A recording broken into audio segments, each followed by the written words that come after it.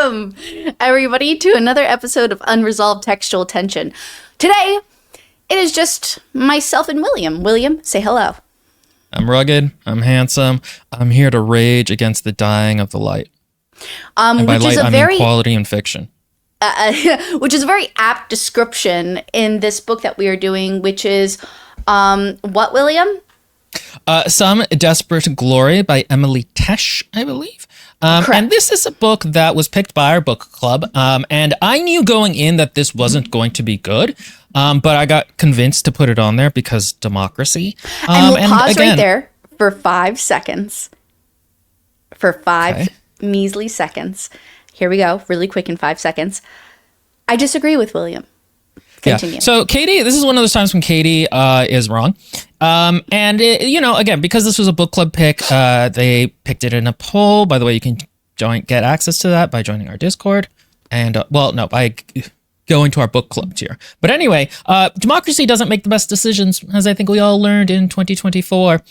This is equally on par with that disaster. This book I don't like. I have mellowed out since my Rage era.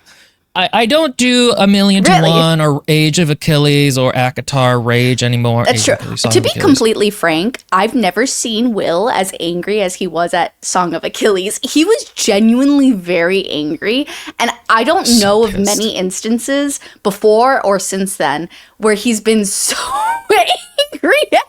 Okay, and that's a good discussion for this book, because what happens is that the thing that really makes me angry is not a book being bad or even necessarily lost opportunity. It's the author thinking that they're smart and they're hubris. Yeah, I'm like a Greek tale in that effect, but with less bestiality. You're like, you are the, wrong person. You are the Zeus of the pantheon of fiction, and you're just like, oh, look at you all beneath me. With a lot less bestiality and furry coded behavior. But no, I hate books that think that they're smart and they're not. And this book kind of, for me, kept teetering on the edge of like, this is okay if you're handing this to your 9-year-old child.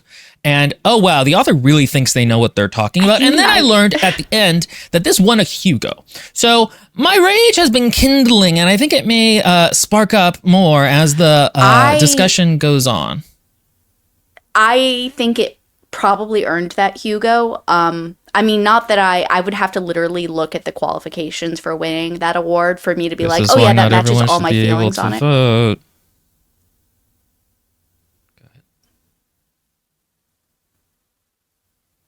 William. Yes. Beautiful. No. Silence. The tinkling of the air. Well, actually, supposedly the Hugo is actually fairly, not representative of what people think. Like, you have to spend a ton of money to be able to do it. So, but go ahead. Again, so I don't know what qualifies a Hugo, but I could see this book winning an award. That being said, just as a general overview before we just jump in, I had very mixed feelings on this book. When I first began it, I hated it. The first hour to 2 hours, I was like, there was something grating. And at the time, I told my husband that what grated on me was the narration tone and the sort of, I think also, in a way, sometimes, like a little bit of the main character's personality grated on me as well, and for good reason. There's a reason for that, but that was orchestrated. And so there's something about the beginning, and I told Will before we began, I would love to know why I liked this in the end, because I'm not 1,000,000% sure, but I have little fragments of pieces of why I think I like it. Because after we get to about 1/3 through the way the book, I thought, this is doing something I wasn't expecting. And then we got 2/3 the way through the book, and I thought, oh wow, it did something fun. Like, I want to know what happens next. And then finally, the ending, I was like, oh, this was quite satisfying. This was like eating a steak dinner. Not like a filet mignon, don't get me wrong. I didn't go to Burns, and I didn't eat a delicious, a whole accoutrement array of like several meal styles. But I had a good steak. And I was like, I know, food metaphor. I'm sorry, I can't help myself. It's not even, just keep going. My rage is kindling within me. And so in the end, I thought to myself, you know, I really liked what this book was trying to do. I really like the age group it's for. I think this would be very influential. I think what in the end really hit me is that if I were an 18-year-old and I were reading this book, this would have really hit me in the right way. And the thing is me as a 32-year-old, I'm like, I've seen this before. Well, I haven't seen everything before, actually. There were a few little, like, dips and surprises. I thought, oh, you know what I really thought? And then I'll end it there. Okay, all right. We gotta get to the summary here. So before I counterpoint, the summary of this book is basically 70 years before the book starts. The Earth is destroyed in a war with the Magi. I don't remember if that's their name or not, but that's what I'm going to be calling them the whole time. It's not Magi. It's the something like that, though. Yeah, we'll just call it that until somebody corrects us. Yes. And basically, Magi? by the way, we're going to be using notes to keep the plot summary here that were provided by Pink Synthetic, which actually will be very useful because I can't remember shit. And this is very in line with the cool plot. Okay, so Earth was destroyed and also a bunch of its colonies by this war. 70 years later, we are in the viewpoint of Kier, who is a child soldier raised in a terrorist cult. That's like the last of humanity, they think, or you know, mostly the last of humanity. And it is about her kind of coming broadening to her grips. horizons. Yes, it's like I'm being deprogrammed from this cult I was in. I hate this book. But the only way she was deprogrammed was through several iterations of time jumps of her finally realizing, oh, wow, there's more to life than this, which I think it's fine. Well, that's spoilers. But anyway, also, Dragon Slayer says it's only like 20 years and it's Magi. Is it really only 20 years? That's even more insane. You're right. Because, her sister was only 3. Since the destruction of the Earth, yeah. That's lame. Okay. No, but it makes sense in some regard. Like, I don't know. Maybe I'm wrong. I'd love to have this discussion, but... Gwen says, no way, this is not YA. Okay, so before we get started with that, there is a discussion that often books by female authors or female presenting authors or AFAB people get classified as YA, regardless of whether that's really accurate or not. And I understand that. That is a real thing. This book is entirely YA, and if it isn't, we should be even harsher on it. Oh, yeah. I mean, I would be significantly harsher on it if it, like, I mean, maybe not, like, I just think then my initial feelings on it have a little bit more weight bearing because this is a coming of age story. Of course it's YA. It can't not, or if it is, it's young, like what's it called? New adult or something. Like new adult. It is a coming of age story. And while it has adult themes in it, I think it should be like nobody under 25 would necessarily super like, I mean, yeah, of course they could vibe. I vibed with it. I'm 32, right. But so, the book is very simplistic, and because it's simplistic, you assume it's YA, but it's simplistic in the way without the depth that older YA novels were simplistic, but still had a lot of themes in them. I'm thinking of a Diana Wynne Jones. I'm thinking of like the film Philip Pullman. I'm thinking of Garth Nix, those kinds of old YA books that had like not necessarily simple language, but a little bit more straightforward, but actually had a lot of depth in them. This actually doesn't have a lot of depth, and yet it really thinks in what way? Does. In what way does it? Like, I'm curious. Like, so, and I mean this genuinely. Like, you say it doesn't have a lot of depth. Why doesn't it have a lot of depth? The author isn't very good at writing. The author thinks they're smart, and then they're not. This is one of those wave of books. I know that's not what you meant by why, but I'm just being funny. This is one of the wave of books of female authors writing about oppression, but not actually understanding it beyond a very surface level that we've read just a ton of.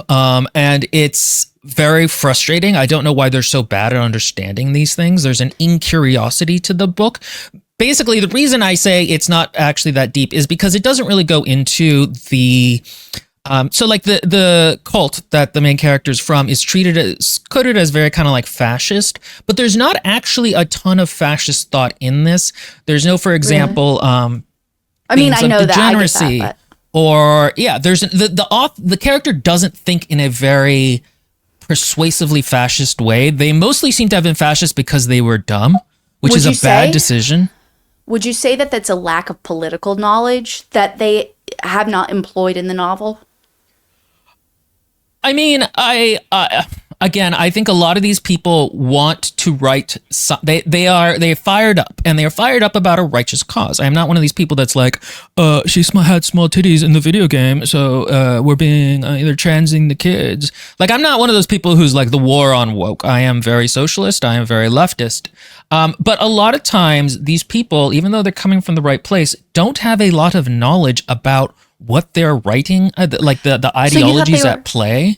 So you thought they were unsubtle / ham-fisted in that ideology without the subtleties of it being displayed in the writing? Sorry, say that again. I was looking at a comment. No, it's okay. So I said that you thought it was ham-fisted and you thought it was kind of like heavy on that type of thing without the subtleties of the interplay behind it. Yes, exactly. Another example is that this book kind of subscribes to the great man theory, where it's like one bad dude who's causing all the problems, and it's not about systems. And like that's something that's that a little. It does address it tries, that. but that's still the driving motivation of this book. Is, hey, isn't Joel from The Last of Us terrible? He's not from The Last of Us. That's just what I would see. So I disagree a little bit with that. That's not the way my experience was. Well, although I completely understand where you're coming from within that bubble of her world. Like 1,000,000% on Gaia, which we have not gotten to yet. And we can continue this discussion later once we've actually summarized. But I just would like to say in general, on that front, I think she does attempt. And I think while, maybe it's not like a classic, like a Penguin classic or something like that, I think she does a good job at beginning to toe the shoreline of the huge complexities. This is baby's first fascism. That's what this book is. No, It won I agree. Hugo. Agreed. Oh, Hugo say won. No, but that's like... But think of the author is up their own butt about this. The author is up. Think of the trash. At the very end of the book, the character goes, "I'm not a child of Earth. I'm a child of this female character and that female character and all the women that were oppressed on Gaia." Yeah, and that actually felt kind of good because at the beginning she cared. She genuinely cared about the brainwashing. How is she a child of those people? She's not all of a sudden awoken to all the silent labor that women did in their society. She's not like, oh wow, the good things about me come from these women. She just like says that because girl power. No. That's not the way I read it though, or like listened to it, I guess. The way I listened to it is that it's not that she actually believes, oh, I am the inherited greatness of all these women. No, it's not that. I felt there wasn't enough emphasis on that for that to be so cheesy to me. It felt specifically more along the lines of the author attempting to define the break of the brainwashing, whereas before she was like, and I think she did quite a successful job at portraying that both internally, but on a in some places over dramatized scale. So I would have liked it downplayed a little bit internally, but externally I felt like the external responses from characters were very well done, because like it didn't initially seem like characters hated our main character, but then it like came across really heavy, especially as time went on, that the other characters really fucking hated her guts. Okay, all right. One thing you guys need to know about Katie, and I don't usually like to bring this up, is she imbibes a lot of the marijuana. So maybe that's what was happening. 3 days. Because I'm literally trying to not smoke anymore. One thing I will say about this book before... Suck my gigantic penis. Woman inverted penis is actually what it is. Yeah. Here's Here's what I'll say before we start the summary, because we should start the summary and then discuss these issues when there's a little more background. I will say this book is actually very readable, partly because it's so simplistic and skips a lot of things that require development. It's pretty readable. This, again, is not the worst book we've read. And another thing I want to point out is that as bad, and my frustration with it, again, is about hubris. This is not the worst book we've read. The worst book we've read has been Shadow of the Conqueror, because that has odious, actively toxic politics in it and is written even worse. This just like really infuriates me because it's my side being hubristic. But again, I think if you hand this to a 9-year-old, I think it's fine. But you know, Pink Synthetic points out, can confirm it's marketed as adult sci-fi. And Mon Chéri says this being marketed as adult is wild. That is wild to me. I read this as you're 14. So I wouldn't say 9. 9's a little young, but I would say a 14 or 15-year-old being given this book is probably a good book to give that 14 or 15-year-old. See, that's how I want everybody to understand. That's the lens I adjusted myself to after the first 2 hours.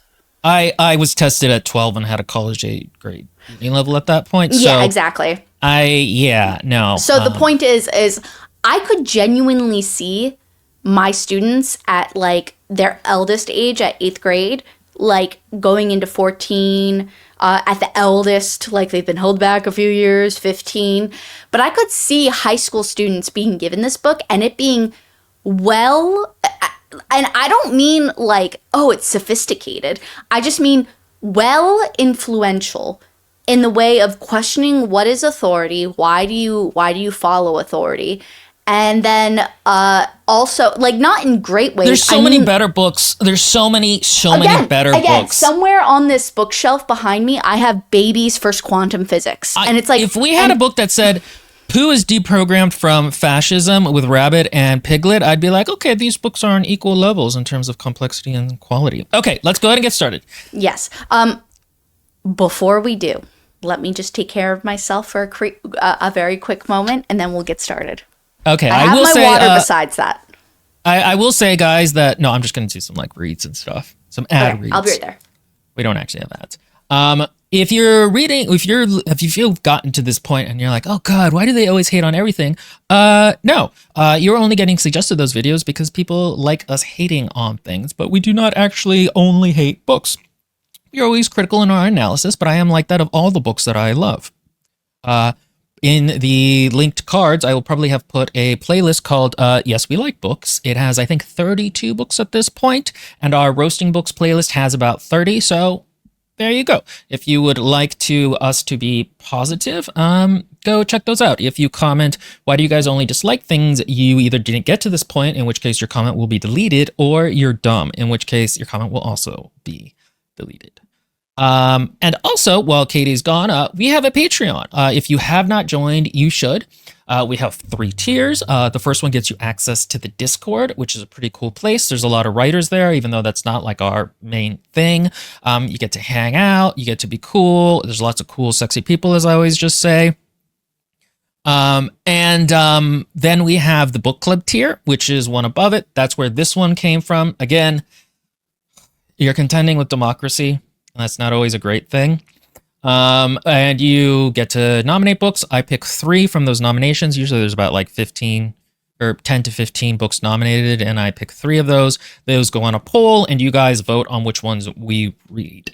So 1/4 of the books we read are decided by you guys. And then on the final tier is the critique streams, where me and Katie once a month look at the prose of a book, look at what authors do right and wrong on like the micro level. We've looked at like, how do you build tension through word choice?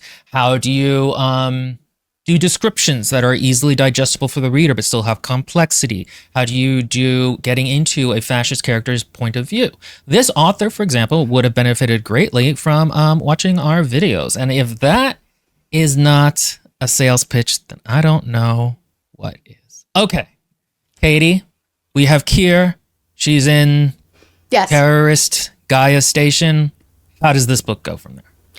So we start off with actually a very action-y scene where Kier, also known as Valkyrie, like the Valkyrie, as we come to learn, is actually in a training scenario in something called the Agoge. We don't know that as we're thrown into the scene. She's in action, she's jumping from things, she's jumping through time. We don't it literally puts you in the middle of a movie scene, which I did not like.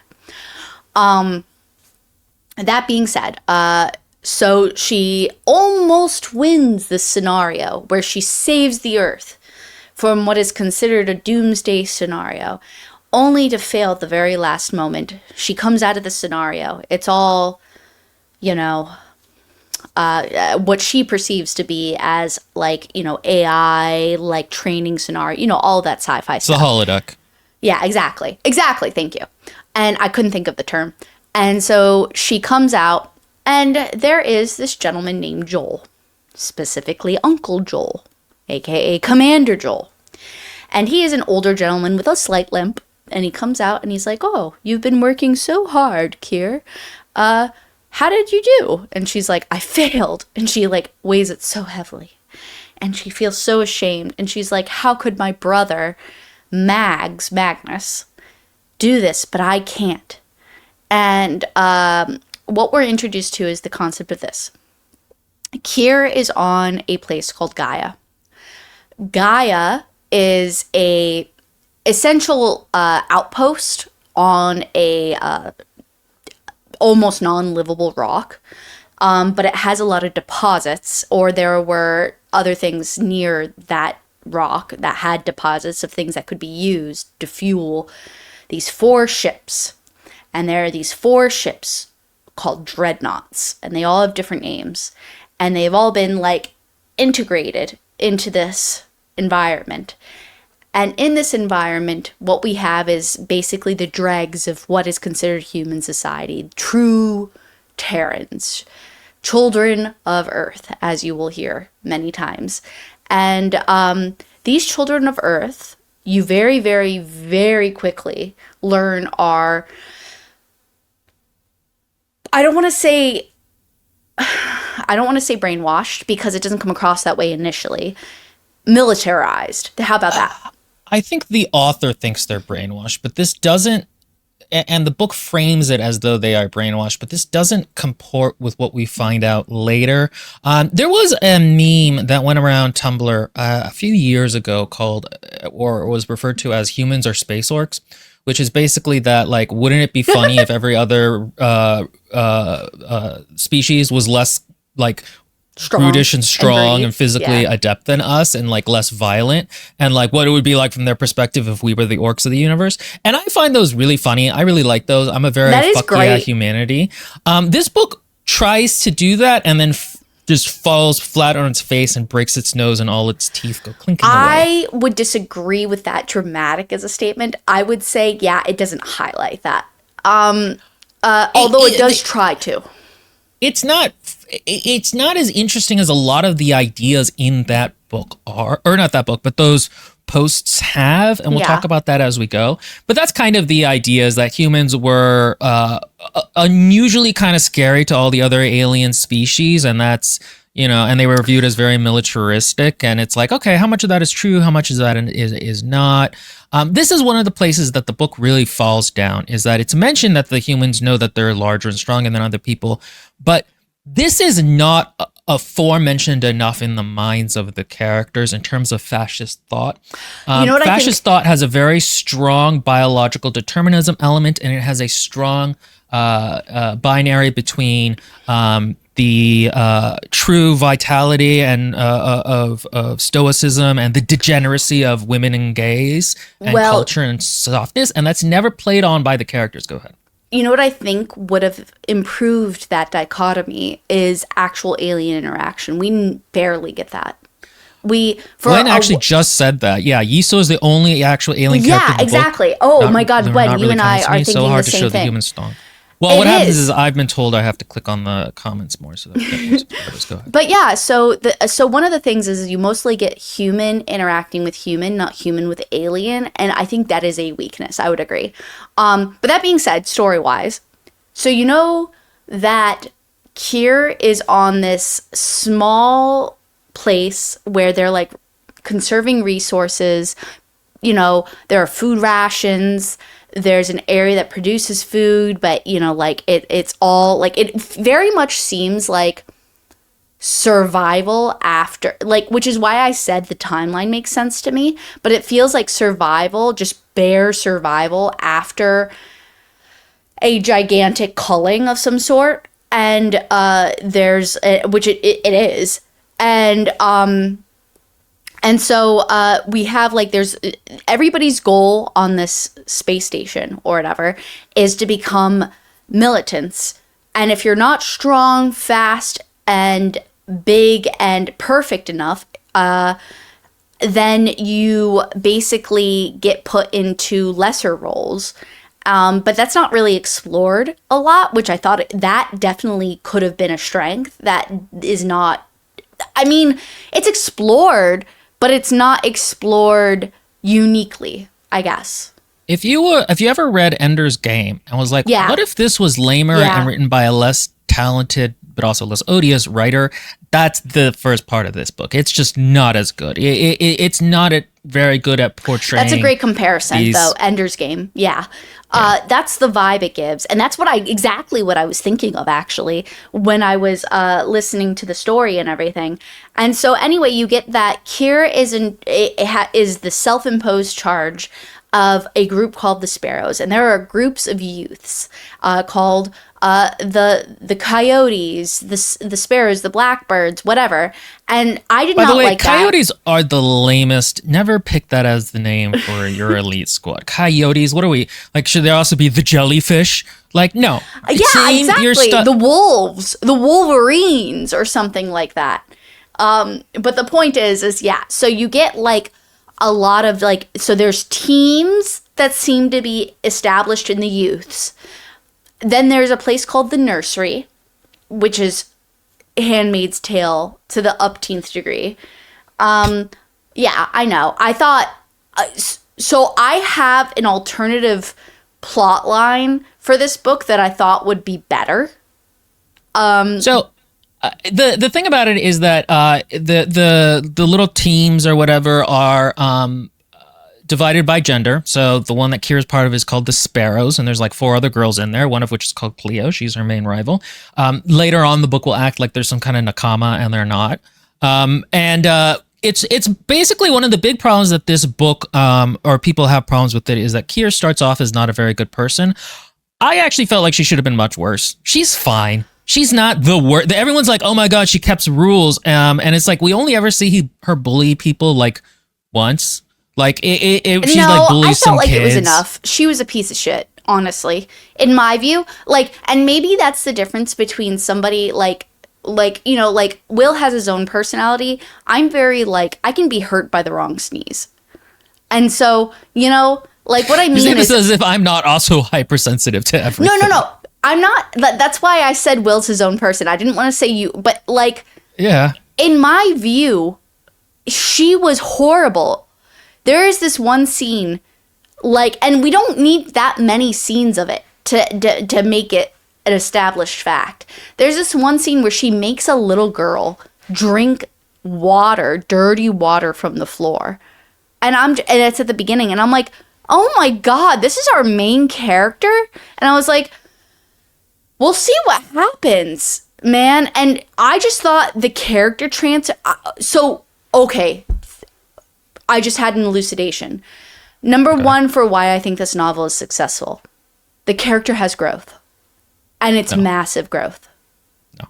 No. They transport like the blink spell from video games from one character point to another character point to another character point, and you're just supposed to fill in the gaps. But I think it's fine considering this. Anyway, continuing. So the problem is the internal narration and the internality of the character is not very strong, like I talked about before. It's not as though all the time she's thinking, I got to do this for Earth, or, I can do this because I'm stronger, or there's just a real lack of believability in her commitment to this ideology beyond like, I don't know, I kind of go with what people say, and also... I disagree. There's a certain level of, and again, maybe like, so I would agree that it could be more, dynamically. I 100% agree that it could be dynamically portrayed better and improved upon. I agree with that. But it does come across to me that she thinks that those who died on the original planet are the ghosts of her Christmas past. And she's like, I have to avenge them. Like, it definitely comes through. The author makes it come through, almost in some instances, too much. And it becomes, again, I think this author is a criminal of ham-fistedness. So, I mean, that's part of the problem is there's a real lack of vividness to the book, both in terms of the prose, the descriptions of places, the descriptions of things. There's no, like, she felt a fist of guilt in her gut. Like, there's no, like, description of what do emotions feel like. There's no I think that mirroring works in of some strengths. There's no mirroring of what the character is thinking through their thoughts. They don't like repeat thoughts as they get more panicked or something, or thoughts don't reoccur in a way that makes them really feel like the character is grasping more and more onto this idea. I can see that too. It's just not very, like, the author doesn't really write It's not internality. dynamically explored. We did a critique stream on this for, I forget which book, but like there's a way to mirror the character's thoughts and feelings through the prose and to use very judicious use of like descriptions That's and fair. complex thoughts. But I think that's a And this book stylistic doesn't choice that this author doesn't have. Not that I'm saying that's a benefit. I'm agreeing it's a loss, but it's just simply not a stylistic tool that this author knows how to use. Exactly. It's like a child who you're like, oh, well, they built a raft. They didn't have the stylistic tools to build a good boat. I agree. I mean, yes. Yeah, I wouldn't say it as patronizingly as that. But yes, like, I guess so. So wait, let's continue with the plot. Yes. So the point is that Kira loves her Uncle Joel. He is the great commander. Everybody seems to think she has a favor in with him, meaning mostly her messmates, which somebody mentioned. That's what they're called, the mess. That's if you're the sparrows or the jackals or hyenas or komodos, as Pink Synthetic mentioned. But anyway, the point is that the whole turning point is that they're getting their assignments. Well, very quickly, she does have a brother called Mags, who is one of the... Did you earlier? Yeah. Point is Mags exists. It's a twin brother. What I didn't mention, though, which is goodwill, is that they are technically genetically, what we've learned is that they take genetics from what this conglomeration of people consider impressive, and they take the genetics of those things that they like, and so it is eugenics, which does get mentioned very briefly. Well, it's like genetic engineering. They're war breeds. They're back on old Earth, and this colony guy used to have like a genetics lab, but it got broken, so now they're like forced to like raise babies and not have as great as kids. And Max is one of these war bred, and he's like larger and tougher, and so is Kier. Kier and Mags are twins. It's specifically mentioned. They are twins that which is only mentioned once, too, which I think could have been mentioned once or twice more for the sake of the plot. But the point is sorry, I'm like burping. Anyway, Mags is her twin brother. He is, from the reader's perspective, obviously very dissatisfied with his lot in life. And they meet in this place called Agricole, which is agriculture. And they're in these trees, and she's like, Mags, how are you? And he's like, I'm not happy. Why are you happy? Type of vibe. Like, that's basically the gist. And they are twins. They come from this one particular, and they're aware of it. They come from this one particular woman and man, and they have an older sister from whom that original woman and man naturally birthed her. And so this woman named Ursa, which is their older sister, is a traitor, is what they've been told. And she's left Gaia and gone off as a traitor. But she exists, and she is the natural accumulation of both parents.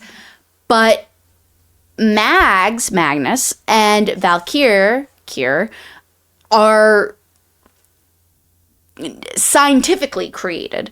And they are the genetic preference of what the Gaian control system, aka Joel, basically, wanted from all of that, which is so creepy, actually, the more that I think about it. But anyway, that's fine. And so we start off with just establishing the societal norm, which is there's an arcade in Kier's mind. If you go to the arcade, you're a pussy. That's literally like basically what she says. If you're seeking fun, you're a pussy. If you're not constantly training in the acts of overcoming the enemy, then so she really does come across as brainwashed, honestly, in my opinion. Like that arcade that sold me. The problem is the way she comes off as brainwashed is that she's dumb, not that she's favoring her beliefs. That is true. There's a thing with characters that are unlikable, which is that it's okay to have a main character that's unlikable as long as they're driven and entertaining. And that actually goes for like bad characters are better than a good character who is boring for the reader to follow. And she is not entertaining, and she's not actually even especially driven, even though it's said she is. You don't get there's a real lack of immediacy to her thoughts and actions I would agree with that. This book.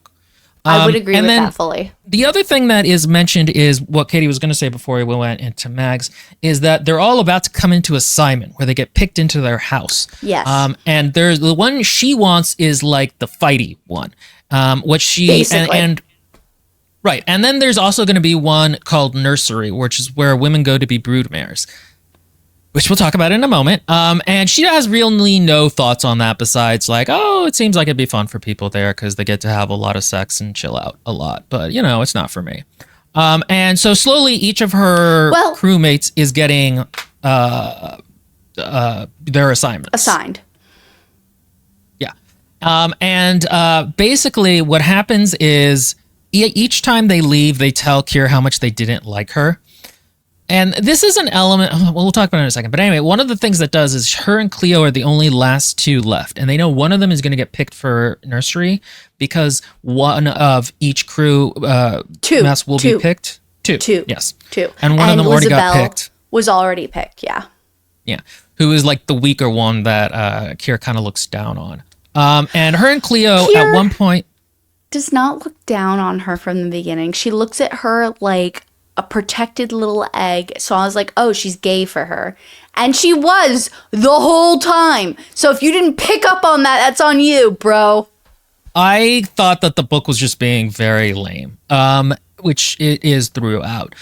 So her and Cleo go and they do like some sparring, and there are some boys who come around and they're saying some stuff, and Cleo is not happy about it, but Kira's like, I'm not really paying attention to it. I thought that was portrayed well.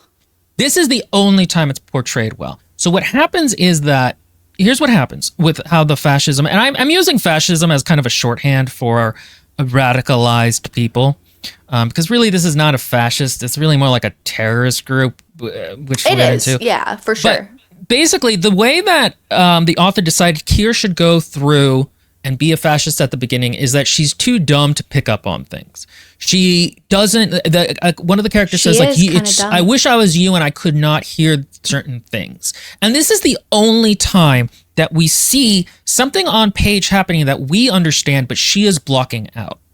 There's going to be later in the book a lot of things that are mentioned about Gaia being terrible that she's like, I just didn't notice it until now. And it's like, well, okay, but you didn't put that on the page. So this feels like a retcon later in the book. It feels like character assassination to Gaia as a whole. The way to do this character is you need to have them be oblivious, but signal to the reader, but show on page to the reader the bad thing that is happening. So later on I see what William's saying. So what little, I will list off what little you get of that, which is the assignments, Magnus being unhappy, but you could also attribute that to many other things. And then finally, ultimately, the treatment of an alien, Isho, and the things there. But to be fair, and maybe this is what the argument could be, maybe if it was in first person, not that I would prefer that. I hate first person. But maybe if it was in first person perspective, you would have been less judgmental on that front, because Needs to be in the book. So, for example, one of the ways that this portrays later is that Nursery is like, so getting into it a little bit, Nursery is basically like the Handmaid's Breeding. Tale, essentially. And it's Mad Max, where all the titty women are milking baby and like and like it's Mad Max breeding stock. That's exactly and what it is. in the last third of the book, it's going to be mentioned that like the boys, the men, like kind of leer at women that they think are going to nursery or are nursery types, like Elizabeth or whatever. Because they're more attractive. But here's the problem. We're going to talk in a second about how little world-building sense this makes, but this is a high control monoculture. This is not like you or my lives where there's a lot of different cultural currents going around. So, for example, I've never catcalled a woman, and I've actually never seen it happen, but I've had girlfriends and my sisters tell me it happens, like when they're off screen for half a second and they come back. As a male, I don't see that, right? So you could make the argument, okay, she's not seeing that, but she is living with 4 women and in a space where she's going around and seeing them all the time. Like, this is a thing that she should know. She inhabits women's spaces in a very tightly knit monoculture. There's no reason she should not see this happening. How old is she supposed to be? 17, I think. I think that's appropriate for her. I think she has a masculine influence, and I think her build allows for that. The book doesn't say that. The book isn't like, oh, when she was off screen. She mentions that several times that like, oh, this kind of happened. Again, the author's decision to make a lot of her deprogramming coming from stuff she was blocking out does not work for the reader if we did not see it happen on screen. And that's why this one scene where there are boys saying things, but she's like, I'm not paying attention to it, kind of works. Because you're like, oh, okay, that is a thing happening on screen. See, I think it's okay that it happens off screen for the sake of pacing. I guess what the question really becomes is, to what degree more persuadable could I have been? Personally, this is my question. Like, how much more would I have like really been like, oh yeah, that really dug into it and I really get it more? I think it did it incredibly subtly, but I think that was still successful. So Zenith Quasar says, but also all the girls hate her and she doesn't share with her. And then Pink Synthetic says, and they all did rotations in nursery in their younger years. This is a good point. Not only as a child in the nursery, which you could give hints that this is a thing she saw in the same way that some children are like, it's weird my mom has so many boyfriends for one night that go into her room and then leave. Like, that's a thing where it's like, okay, we as the reader know what you're talking about. See, and then but also, the thing is, that should just be in the culture. I get what you're saying. I completely agree. But you know what? The one thing that sold me on it was that she is masculine coded. But she lives with them. She would see this happening. It's not even mentioned like men don't do this around her. But at her age, she could have the immaturity of it. Especially since her emotional, especially the abuse of the emotional side of things. Like, I feel like it's believable to me that she'd be dumb enough to overlook that for the sake of glory at her age, because 17-year-olds are fucking selfish. Okay, so first of all, that would be fine if it was shown on page. This is a piece of literature, not real life. And secondly, it makes her a less deep character and her deprogramming less interesting, because it's just a matter of having the correct information presented to her, not her overcoming a way of thinking about the world. So it's not like she sees them leering at Lizabelle and is like, ugh, Lizabelle, she's too pretty, she should work out more. Or like, well, you know, it was a little rude, but we do need breeders for our, like, there's none of that rationalization going on. I see what you're saying. And I don't disagree. I'm just saying that the attempt was appropriate, at least in my eyes. Okay. And so okay, we then get the point. You're wrong. We'll talk about the nursery more in a second. But what also happens is they capture one of the Magi ships. And there's a part where they go see the alien, and the alien's tied up because they're going to be like ransacking the ship. And part is funny because the alien's like, please bear in mind, I am not as durable as you. I am not as tough. I am also a person. I know you may not realize this. And they like abuse the prisoner. This is a part where I see. yeah, This she's is like just one of shitty the to the parts. prisoner. This is one of the parts that sold me that Kier saw herself as a man in some way, and none of that's explicitly stated. There's a couple of more and more explicitly stated moments about her sexuality where it's just more like she's demisexual, like whoever she loves kind of thing. It's because there's a couple of things that are mentioned like that, but I do feel she's more masculine coded, which I love personally. I mean, you don't get a lot of that from such a female perspective, I felt like. But that being said, like, this is one of those moments that really sold it to me. It's because I felt like, and maybe I'm wrong, just based off me filling it in, but in my memory, I remember all of the guards being male, and then a few of the helpers, including her Sparrow unit, being assistants in getting this out. And it almost felt like she was appealing to the male gaze in that moment when she was like, she saw, oh fuck, what was the alien's name? Isho. I'm going to just call it Yiso. Which is one of my favorite characters, honestly. But anyway, even though it's like completely underused, they are completely underused and like not explored at all. But Isho, is like, yeah, these are like really important, like emotionally to something, and it's like a glass set, and the men in the group are sneering at that, and she's like, oh, I know what they'd like, and she smashes it, and they all smash it, and the girls almost reluctantly in some and less reluctantly in others smash it, and I felt like that was a very believable scene in peer pressure. I felt like I guess Yeah. what I really have to say is that there was a sense of her trying to fit in with the culture. Exactly. It's because she felt uncomfortable in that moment. Like, I felt like that came across very, very smallly, but appropriately, because she is. Like, she wouldn't, like, be that haunted by it. I want a character, if I'm going to have, like, a giant character arc like the one in this book, I want her to be a piece of shit at the beginning.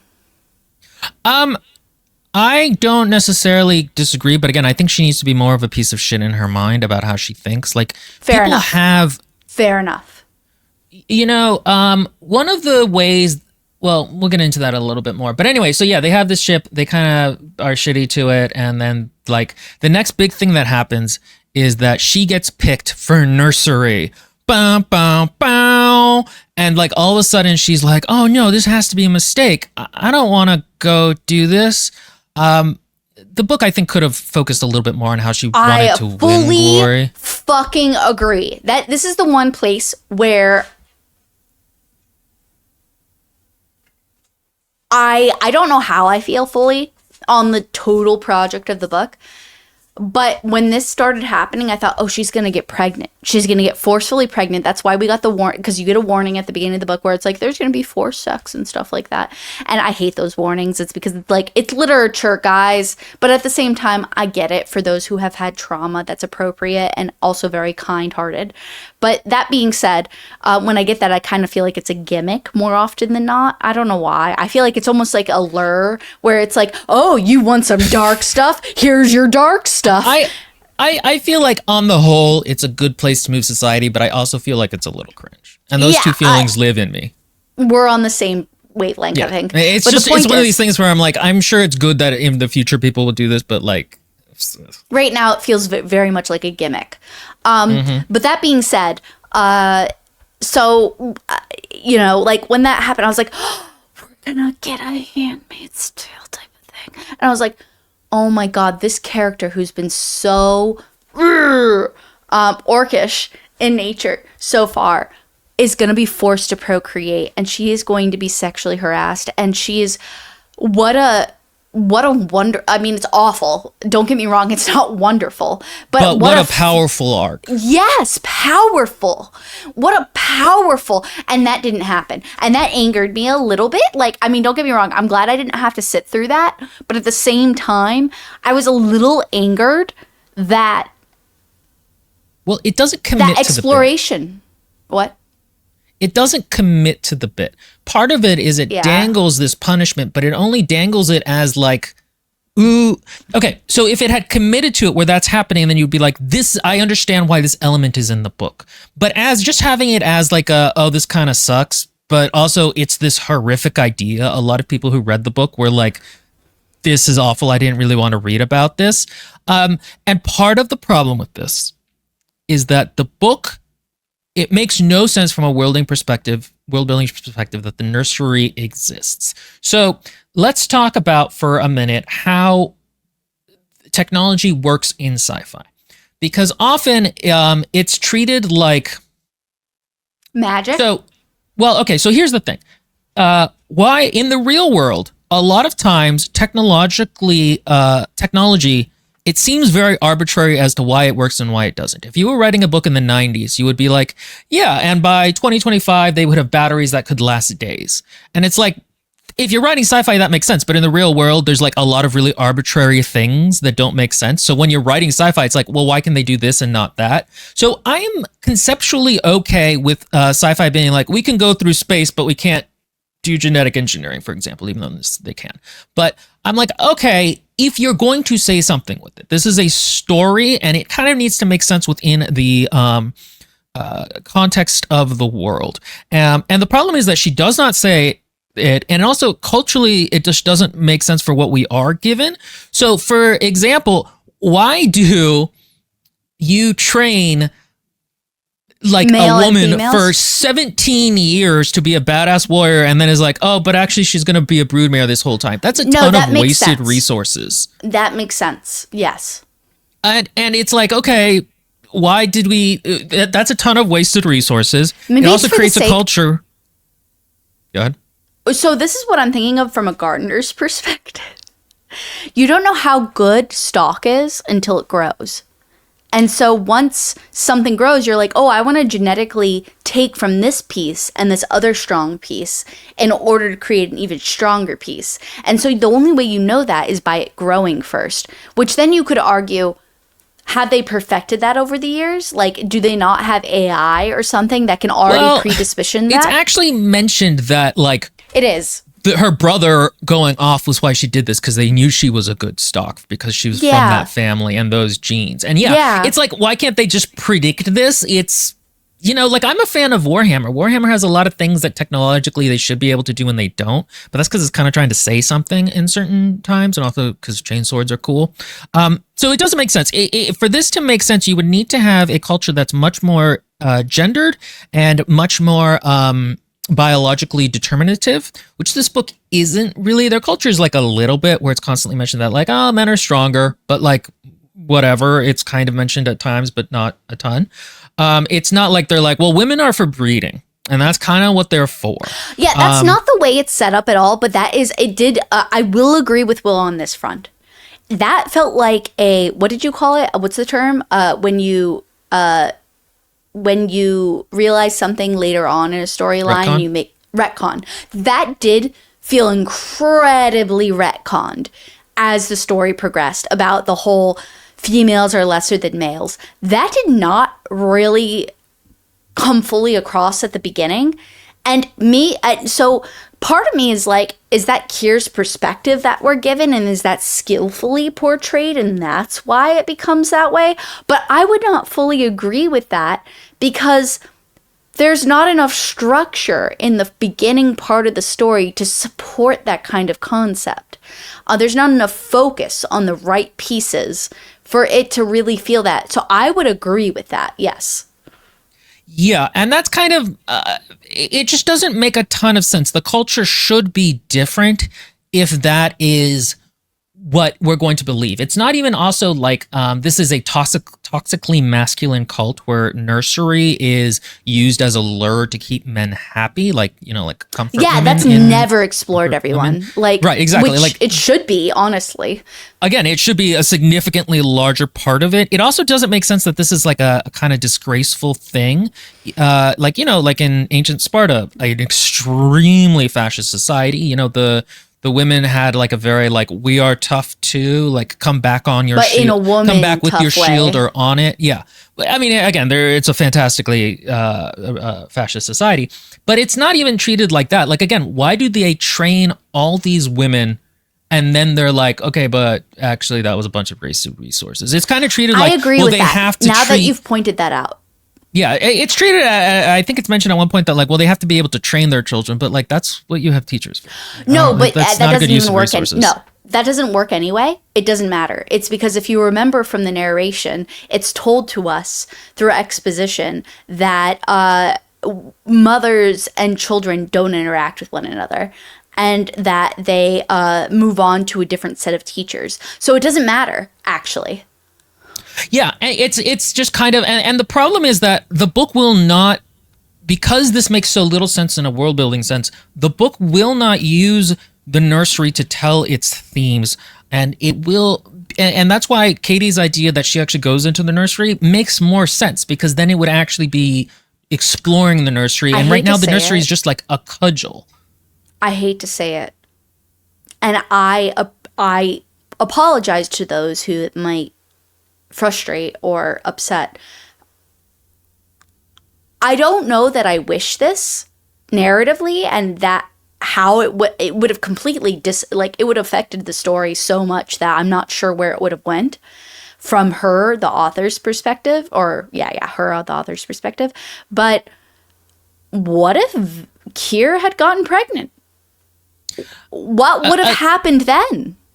Yeah, that's more interesting to me than this. And again, not everybody really wants to read that book, but like, that's why I don't think this, I just don't think this should be even included. Like the thing is, this story works if instead of going to the nursery, she gets assigned to like statistics or like a desk job. This book functions the same way if that whole element is taken out.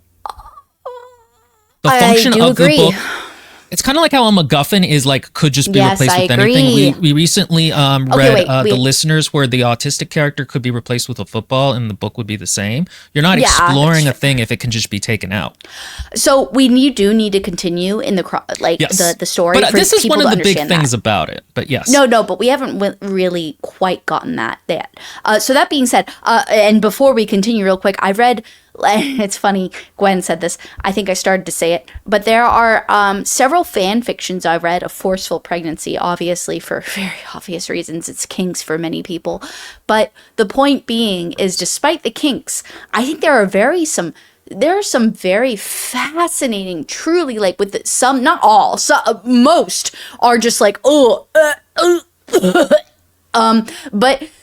there are some where people genuinely explore whatever social structure is involved, like that fascinating concept of somebody being either laden with the burden or gifted with a life, and the perspective and how that changes interactions with others and their physical capabilities. And that just would have been fascinating to someone like Kier, who is like purely physical. But the point is, so what happens is, for example, Room, which is not a movie I've watched, but the one with yeah, which explores a child of assault and being stuck in one room most of their life. Yeah, and also like how does the mother feel about this child she did not have a choice in, and it's a complex thing. This book will almost broach that subject with one character and then just kind of back away from it very quickly in a way that doesn't feel true or realistic. Agreed. But yes, so the next thing that happens is that her brother goes missing. And she's like, what? Where did he go? Brother. Okay, and this is the dumbest fucking thing in the world. This terrorist cell, which is supposed to be bad, lets people leave if they don't like their assignment. And they drop them off on an asteroid for aliens to pick up. It's so fucking stupid. It is. It's like, none of that makes any sort of sense. Worst terrorist cell. Absolutely. Like, he could have just given away their coordinates and, like, their weaknesses. Or just tell people stuff about them. It's mentioned later that, like, Avi couldn't leave because, he knew too much. But, like, they all know too much. What is this? They do all know too much. So it's crazy that Mags... So, lo and behold, Kier discovers that Mags is not around. And so she goes searching for somebody that Mags mentioned named Avi, who was queer. I'm using that word because that is the word used in the novel. Heavy quotation, oh, he's queer. That's fine. That doesn't matter. I thought for a second the author was doing something clever where they were using queer to mean weird, but we as the reader would know I also thought but then, that. But then later we also find out thought it's that. still Yeah, just I a know. slur, and I'm like, just oh, gay. that's lame. Yeah, I also thought that for Yeah, a little I thought bit. it was funny. And I was kind of like, oh, okay, whatever. So anyway, lo and behold, in the weakness section of the arcade, Kier Because what finds happened is Avi. Avi and Maggie Mags were like friends. They were like, Yeah. he helped him win a doomsday maneuver. The only is the- time anybody ever won Doomsday. And so since then, it's been made harder, which is what Mags has mentioned, which is why Kier can't seemingly beat it. But as you were saying. Yes, this is a good, and Avi is like hacker, annoying nerd man, and the audiobook He is. does Oh, a the very worst nerd. character in the whole book. Yeah, he's the only character that pops off the page, but not He in a good is. way always. Yeah. And so he's like, well, I'll help you. Yeah, like that. Exactly I'll like help that. That's what's annoying. Figure out what happened to Mags because we're in It's- love. It's not that characterization it's actually wait what I mean is it's that characterization in particular that irritates me as a reader. It's he's specifically told He's a to dweeb. you. He's like a dweeb. Kier says it every time too, and I'm just like, I'm done with it. Like, can we not slightly change the tone of his character? Like, I get it, like, but this is a caricature of a character in some places, and I know that the author meant that on purpose. I think, but I think she did it too heavily because she's trying to do the whole he has secret depths, and so you only get it revealed towards the end and in specific scenarios, but it just feels gimmicky most of the time. It does. The author has a problem where they're not very good at writing characters that pop. There's two. There's this one and an old lady who smokes Lynn. cigarettes, and some people feel that about Yiso. I didn't. Yeah. They were super interesting, but like the problem is like Kier, for example, has the most expected reaction to every single thing. She never has like slightly funny dialogue or dialogue that feels. It's just the most like, and that's one of the reasons this feels very YA. Is it's exactly what you, if you were a character, would think. Exactly. And that's one of the reasons her inner narration can't have fascist thought, because then that would actually give her some personality. Yeah. But Avi is the only openly queer person on the station, and so he's like hacker man. Not true. We are told that there are two girls in Sparrow, aka Kier's mess, that make out with each other and are definitely in a relationship with each other, but she has not reported it. Continue. I initially liked this because the way that Kier said it was like, they're doing gay stuff, but nobody cares. That's just a sex thing. And then later on, we're going to find out that actually that's just her. She just doesn't care about sex things. Yes. And the station is actually It would have pretty been virulently nicer if that was homophobic. just a station thing where it's like, oh, you can have little escapades with whoever you love as long as you do your duty. There's an amount to which fascism is highly homoerotic. That I don't really know enough about because I just don't care. But like, here's the thing, Katie.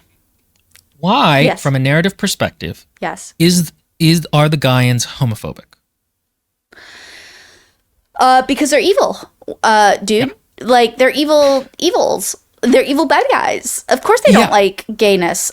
No, what in the structure of the narrative, it's because there is no procreation, therefore no use.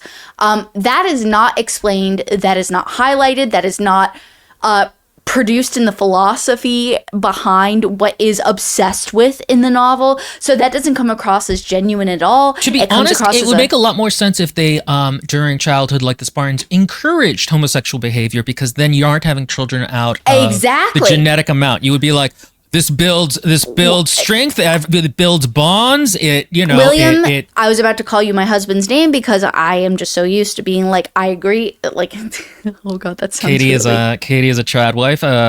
Secret lore unlocked. I'm just kidding. Go ahead. I am so trying to be during this summer when I'm not working though. So it's so funny. I'm like, I still can't cook for you. Do you want me to pick up McDonald's? And he's just like, No, I'll cook. Why are you asking me this? You've never asked me this before. I think it's very cute that he's like cooking. Like that's his thing. I think it's nice. But the point is, no, 1,000,000%. Absolutely. Mm-hmm. There are some, they're evil because they're evil, especially retconned vibe towards the end. Point is, we haven't, William. I'm gonna gear us towards stop me when we get to the God really machine. Quickly.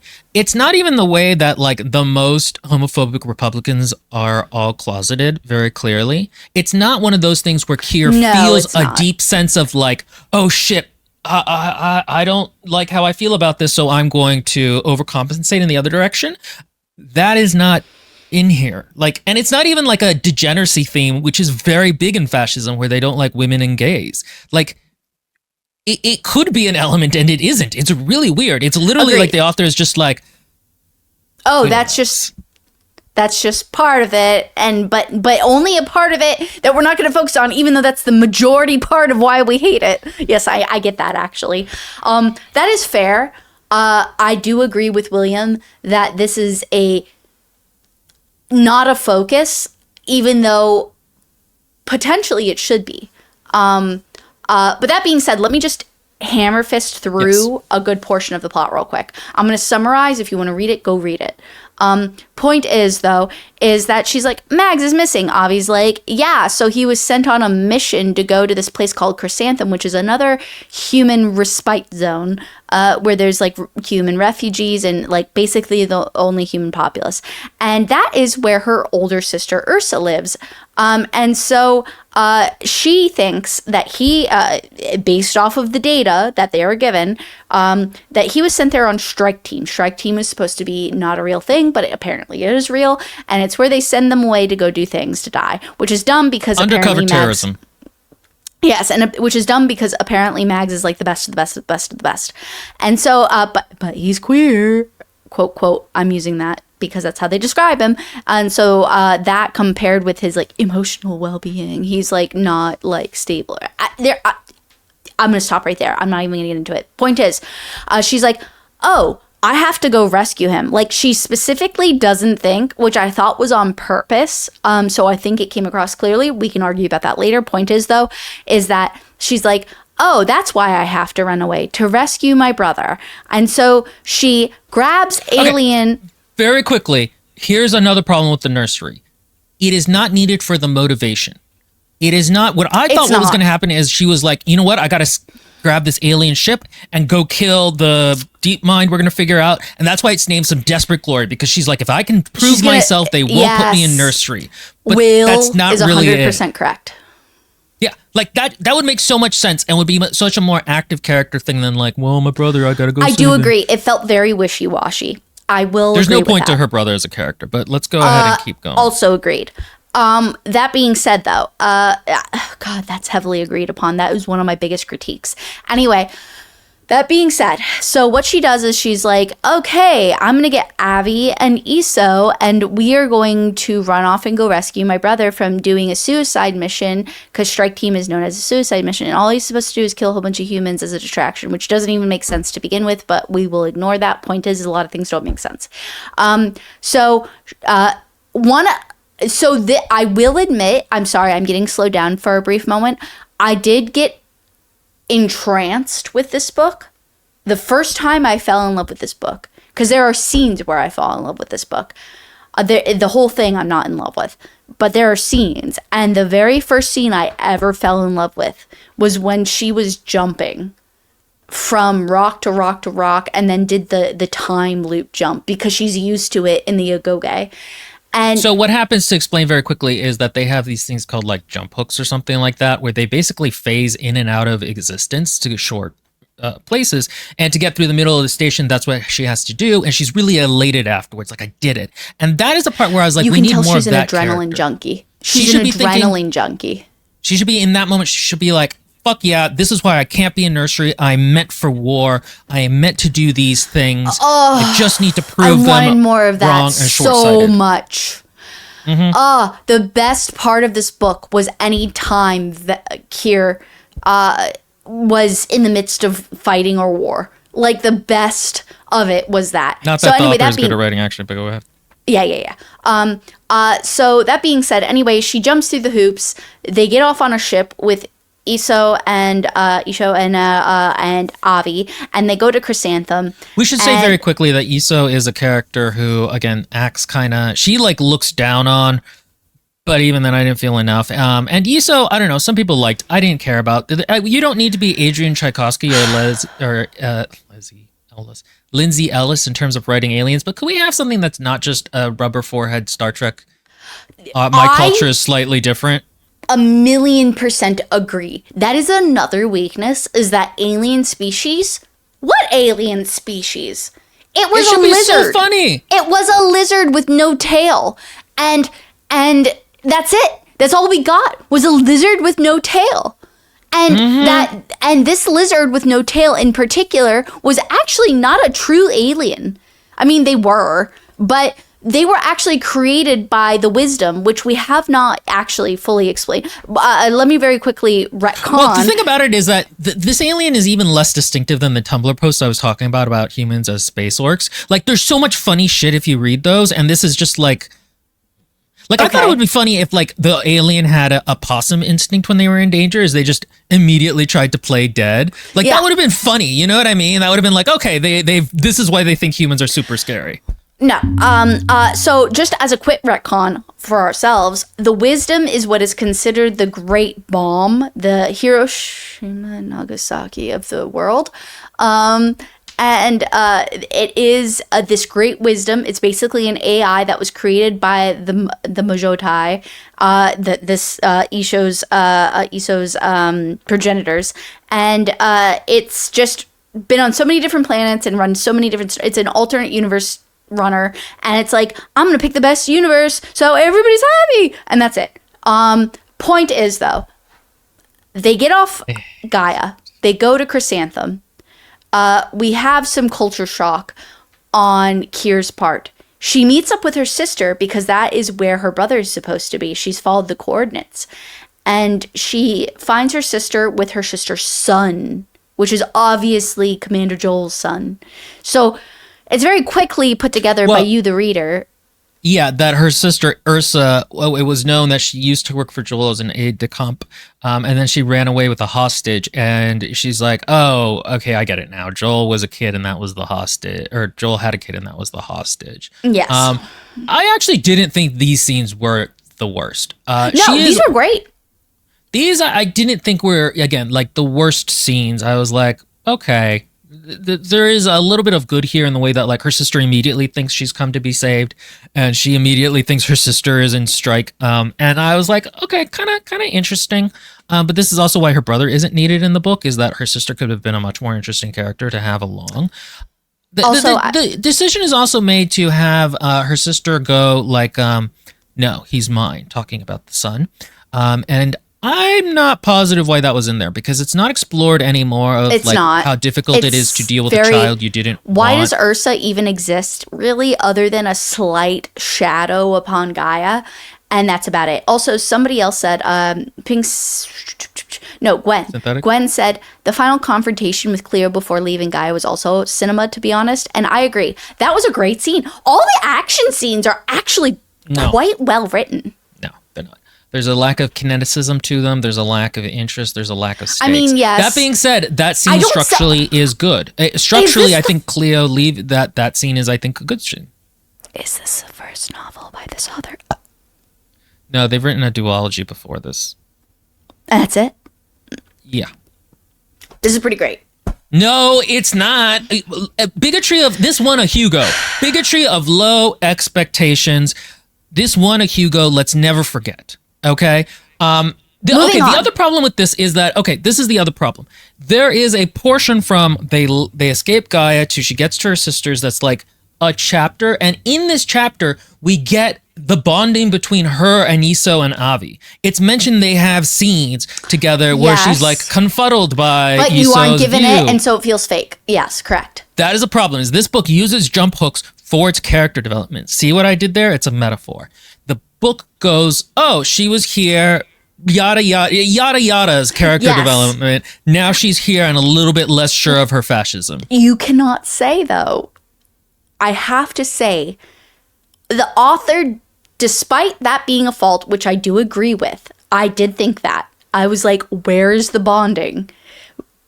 The author does a fairly decent job proving to you that it did happen, despite it not happening. How? Take the stand. Okay, so in this instance, it tells you, like, I think she could have done a better job, but it says in this, so prior to the moment of her being on Chrysanthem, she always took charge. She was the leader of Sparrow. When she gets to Chrysanthem, she instead doesn't take the lead because she doesn't know what is happening. And the only reason we know that is because she hasn't done fuck all.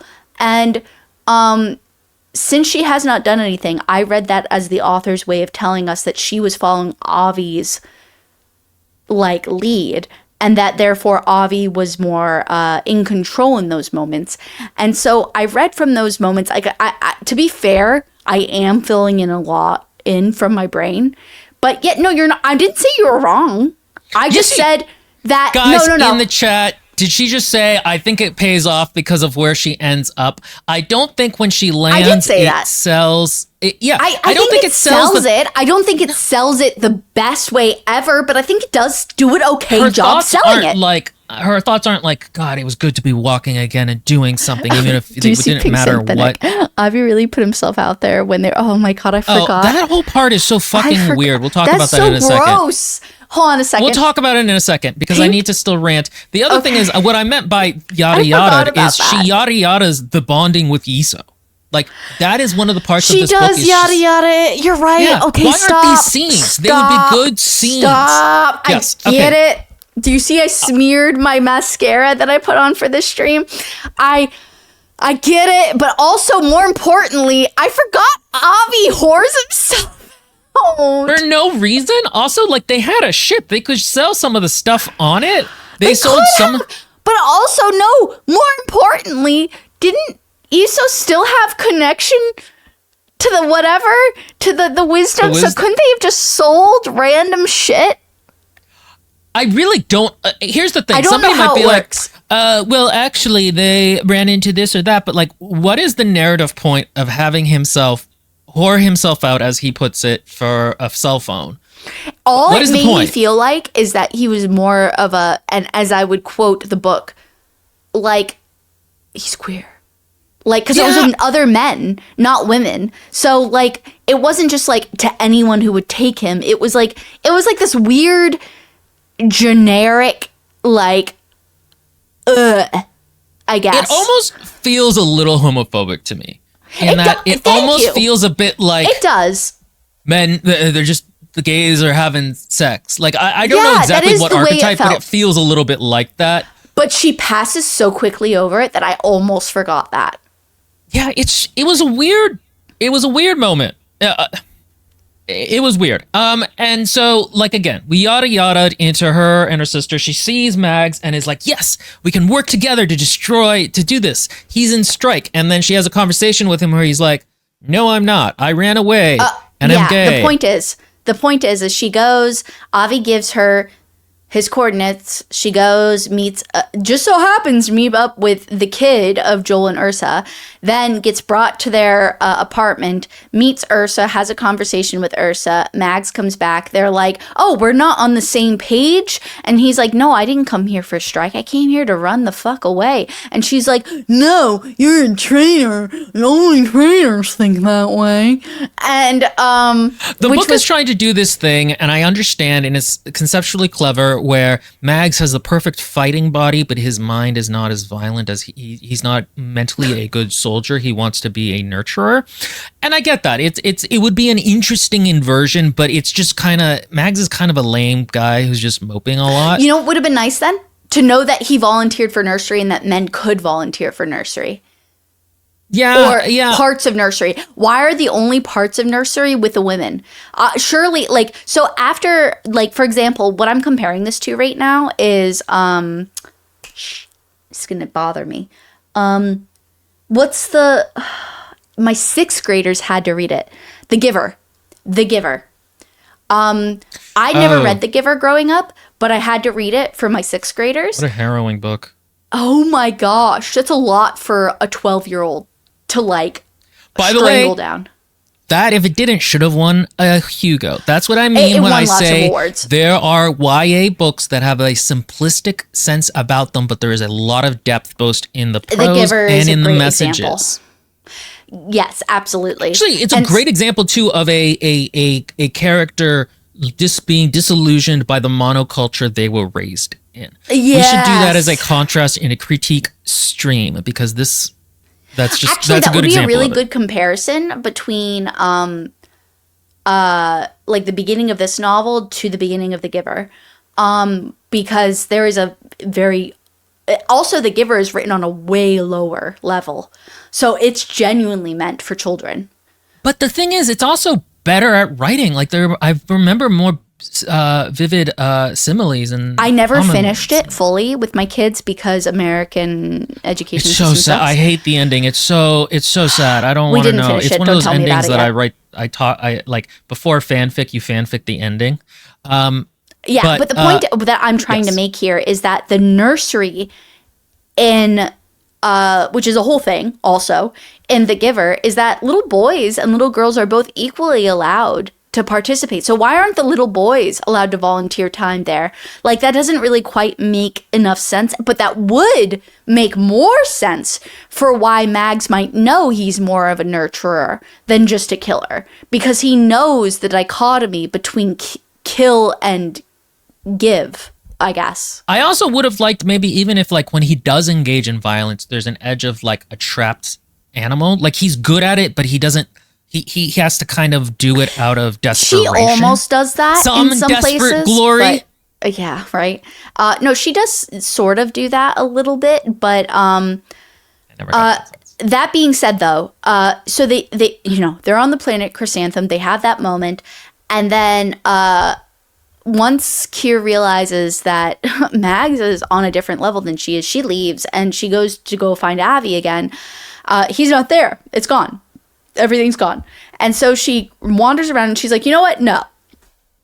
I'll do the strike mission thing, which does make sense, I guess, if she's that dumb.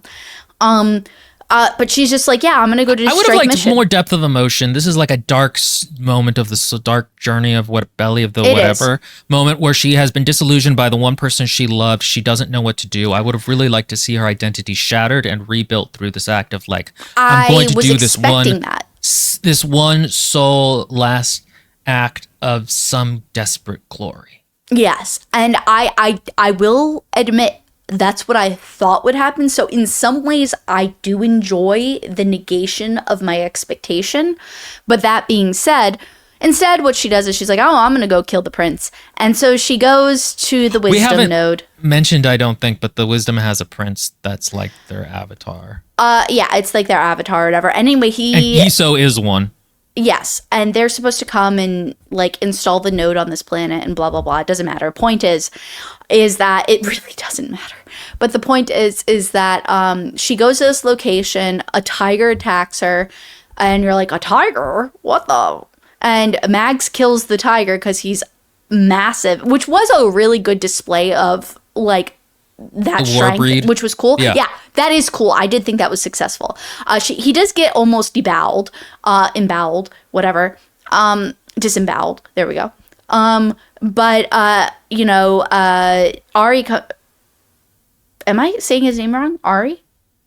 I believe it's Ari. Avi. No, Avi, you're right. Avi comes out and he's like, oh man, I made that tagger. And you realize that he's already hacked the wisdom node, or at least parts of it, and he's made some things for himself. And so anyway, Mags went there to help his sister, but he's healing. And so in the meantime, Avi's like, I need your help to decode the wisdom so we can kill the prince. And she's like, bet. And so they start doing that, and slowly but surely, as she hacks into the wisdom, she realizes that Iso is a prince of the wisdom. And she's like, oh, feelings, empathy. This is the fanfic portion of the book where the two of them are supposed to go closer through dream sequences and bond. Please and carry us forward for the next 5 minutes as I go. I'm sorry, I'm just not. I have my bladders the size. We don't know what Katie's gonna go do. We don't know what I'm doing. Usually I cut out this part, and then all of a sudden it's just one person talking for a while. This is the fanfic part where you're supposed to get Yiso and what's her name, Kier bonding through like, oh, they don't quite know that each other are enemies in this dream world, and they both kind of think they're not real, and so they're going to become friends. The problem with it is that the bonding should have been done in that part on the spaceship. That's what's interesting, is seeing these two characters who initially think very differently clash and start to respect or think about things differently. Just having them help her out with some dumb stick dance is not a good way of deprogramming you into thinking somebody is good. Like, it's just not as interesting. And it has a lot less spark, but it's just done because this is the author going yada yada. The next part that happens basically is that one of the other princes of the Liru shows up, or no, one of the other princes of the Wisdom called Liru shows up, and he's like a Tau ethereal. He looks weak, but can pole fight. And he's like, and she's like, you killed all of our people. And he was like, yeah, but the Wisdom thought it was the best possible option at the time. And she's like, and he almost goes there, and they almost get the Wisdom, but they're able to stop him. And then Avi goes, haha, I have control of the Wisdom now. I'm going to wipe out 17 species and trillions of planets as revenge for Earth. And this whole time, he has been like, Gaia Station ain't shit. They suck. They don't like that I'm gay. But in this moment, he is also like, they destroyed our planet. I don't like them. The thing is that I did like that Avi does not like Gaia, but is still genocidal. Like, that is interesting to me as there are variations in people and there are contrasts, and he is almost a victim of abuse perpetrating abuse. One of the things that people don't get about cultures that tend to commit war crimes is like the Japanese, for example. Their upper commanders treated the soldiers like absolute shit. They perpetrated abuse on them. And so for those people, it makes sense to abuse other people, because people like, you abuse who's lower on the ladder. You were not treated as a human, so why would you treat somebody else as human? And so, that's hinted at, I think, a little bit in Avi. But that also was not really the culture portrayed in the guy in Gaia. Like, you could kind of maybe infer that because he's gay it would be worse, but we never see any of that on screen. We do not, so it doesn't really come through. And they wipe out, I think it's what the numbers are so stupid. Up here, Kier says 1 planet for each species and wipes out 88 million planets. That's such an absurdly large amount. And like, if that was true, then the Wisdom should have made the point that like, yeah, you thought your planet was important. It's not. There's 80 million planets. This is like flicking a fly. Okay. So actually, this is a really important concept I don't think was dealt with appropriately, which is, we finally get this moment, right? So, real quick, I don't know if you established this, but I'd like to establish it real quick before I say this. Kier did the things to get the key cards in the pretend universe machine with Iso, and got the access stuff, so that way Avi could destroy all these worlds and stuff. And then this like 10,000-year-old lizard dude who is I covered all this. Okay, yeah, you did. Okay, point is, right? In this moment, when we are given this part, like Will just said, where it's like, oh wow, there's like 8 million planets, goodbye, or whatever. Like, it's like, I feel like there should have been several things that were more deeply considered to make it a truly, and I don't mean like a philosophical musing internally in like internal thoughts or something, but like maybe a conversation, anything. I don't care. Like, however this author wanted to address it. But what isn't addressed is that concept. And you could argue, oh yes, it is. Like, she thinks about this briefly, how many different things she doesn't know. And I would agree, yes, she does briefly think about it for 1 to 2 lines. But I feel like there should be a bigger emphasis on the concept of their reality consists of one tiny miniature microcosm of what is reality versus this huge organism that is the elucidated galaxy, with humans and other things. And I think one of the things that takes away from this, which we've already mentioned, is that other aliens are not described. Other aliens are not. I don't feel this author, and I don't blame her. Like, I couldn't do it. But that being said, to take on a book like this, like, well, she doesn't bring up. Yeah, exactly. So I agree. The problem is that what happens with the wisdom we find out is that they are picking from all of the multiverses to the one that is best, so they're making the correct decision. And we also find out that in the Agoge, it wasn't a hologram; it was an actual alternate Many reality. universes. So each time they were going through it, trillions of people were dying.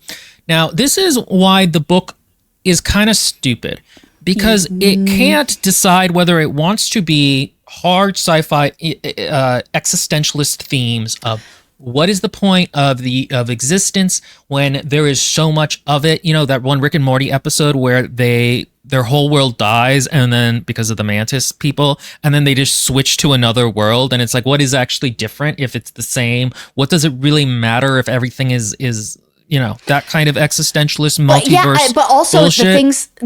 And exactly, the questions that should come into play is, how different are my friends? How different are my family? How different are my memories? And what built me up to be who I am?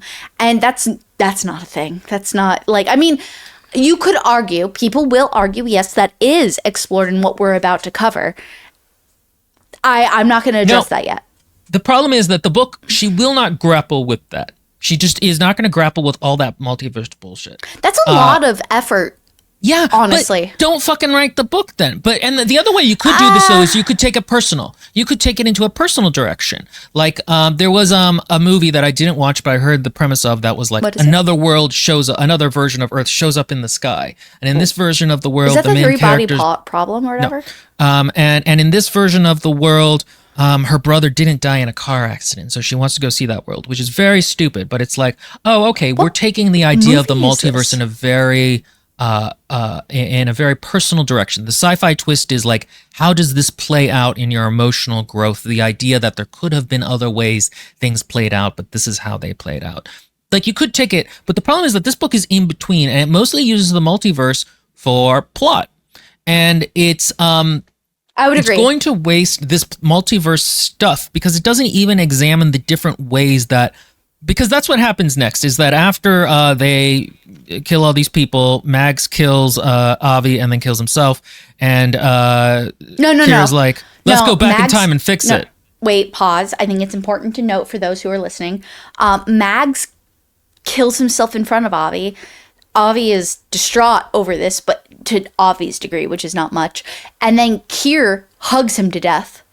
Literally. She pops his head. And she is sat there with Iso, and they are both like, how can we fix this? And she's like, wait, you said time slip. And he was like, or they were like, time slip, yes. And so then they do the time slip. Let's do the time slip again.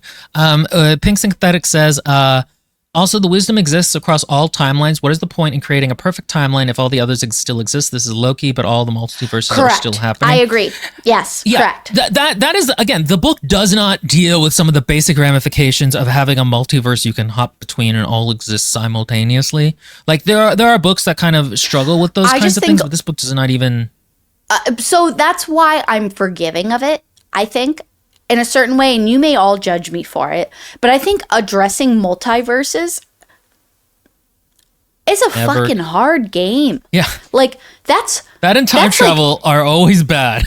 Yes, absolutely. That's like level over 9,000. Like, that's like, you need to be the top of your craft to be able to address that in a way that is perceptive and philosophical and noteworthy. And so that's why, in a certain way, I give this author a buffer, because I'm like, yeah, of course she can't address that. No, like, why did she bring it up then? This is like the Nursery thing. But why not? Why, if she wants to address this? But see, that's my perspective. It's but like, she doesn't want to address it. But no, maybe she does, and this is her first baby attempt. And I like this is her process. But watch. This is not a charity, and this won a Hugo. I don't fucking care. Like, watch This is it. not a charity, and she won a Hugo. Watch Oh, in Hugo. 10 years. Watch in 10 years. She published something fucking groundbreaking. They don't. Authors don't improve. Sometimes they change genres and can write a little better, but they don't. That's a hard argument because I also agree, but also like no, partly but because you don't this publishing know. industry does not drive you to succeed; it actually drives you to get worse. Sell But- out, yeah, I know. Well, not even sell out, but like you don't have enough time between books to get better at your Sell craft. out. You Sell out. want to. Well, it's not sell out. It's It's just selling if you out. want to be a writer, you got to publish a book a year, and you got to maintain Exactly, your fan I base. said sell out. That's selling That's out. not what selling. Well, That's anyway, what selling out is. That's not what selling out. But anyway, no, authors don't improve, so I don't expect that to happen. What I will say is that, right, so what happens next is that they go into, the wisdom is like, oh, I don't choose. I just let other people make decisions. Or something. The wisdom just does not make sense. Which, no, that makes sense for me from her perspective as a writer. It's because it's an AI, and if AI, like the whole thing where if AI were allowed to choose, they'd kill the humans and everything else that was living. And so, like from that basic standpoint of like basic sci-fi literature, for it to say that, I'm like, okay, I get it.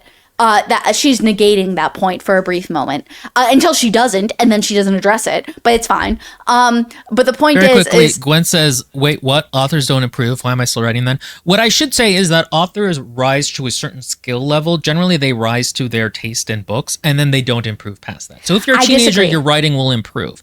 If you like the Dresden novels, your writing will improve to about that level, and then it will just... So what Will is trying to say is, as long as you perceive that there's more to improve upon and you constantly seek to improve, you will improve, which is true. I don't think the vast majority of writers improve past an initial level of competence. I think fair. that's something that can be borne out by the amount of books we've read on this channel. Even when I've sought books by authors which then were better, like All My Rage by Sabathir was better than that shitty fantasy Star Wars book. That's mostly because I think people just write modern day better than me. I don't understand why the wisdom does anything in this book. Because again, if its stated goal is to create the best possible future, but also all multiverses and moments in time are happening at the same time, then what? And so she goes back and she, on Doomsday, destroys the cruiser that was showing up, and she learns that Joel actually wasn't the hero of the moment. He was running away.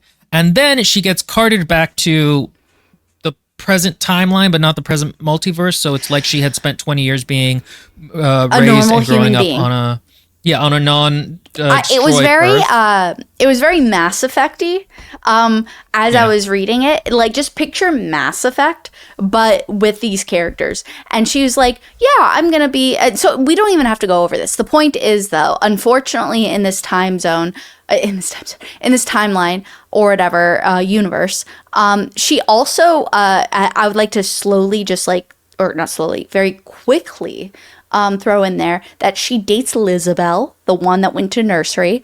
Her name was like Liz or something. Yeah, I don't remember. I don't remember. But the point is, she had like a huge crush. And it was like, I really enjoyed the scenario that it gave me because I pictured what she pictured herself to be, which made me better understand the character in some ways. But I just felt like, I mean, it was definitely a tool for the author to show you that, but like, I don't know. Anyway, the point is like, she's like a commended officer. Her and Cleo, which we have not mentioned at all, but one of her Sparrow people, that she had a fight with and like she kind of hated, loved, is there, and she's biffles with her, and they're looking for terrorists, and she comes across her brother along with, who is to say, Iso, or if I'm saying his name wrong again, I'm sorry, or their name wrong again, I'm sorry, but the alien, and the alien remembers them, and they grew up to be like a proper adult, and so did she. She's like she's like 23 or 24, and they're like, yeah, so here's all your memories from this other timeline. Here you go, and Character she's like, growth. oh my, yeah, and she's like, oh my god. And then she has like two different people in her mind, which is like So not this is that what I'm well talking done. about. This is what I'm talking about, because after this point, she'll just mostly remember things, the non-fascist version of her thought, and she'll be like, "Oh, now I can't unsee it." This either needs to be bigger in who the am I plot if line. I am all these people at the same time? What does it matter in the chorus of voices if I am one? Or it needed to be my brain is melting because I have two people in my head, and how do I reconcile them? And I wish there was more it's not trauma. either. I did wish there was more trauma. I thought later on in the sequence, Cleo is given, her background information the same way, mind meld, and she's really upset and everything.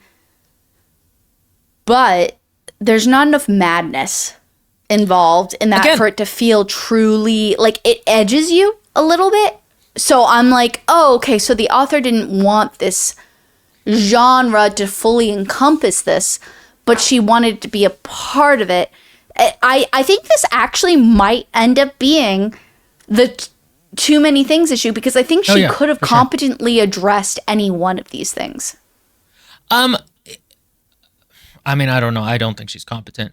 But I think that this is something where you can't bring in the idea of multiverses and just be like, and then also melding versions of yourself and just be like, but the function of this is not to explore it. It's to give her character growth without actually her having to grow. Like, that's part of the problem here. One of the things I didn't mention is, like, why does she want to do this this rewind so that the alien planets don't get destroyed?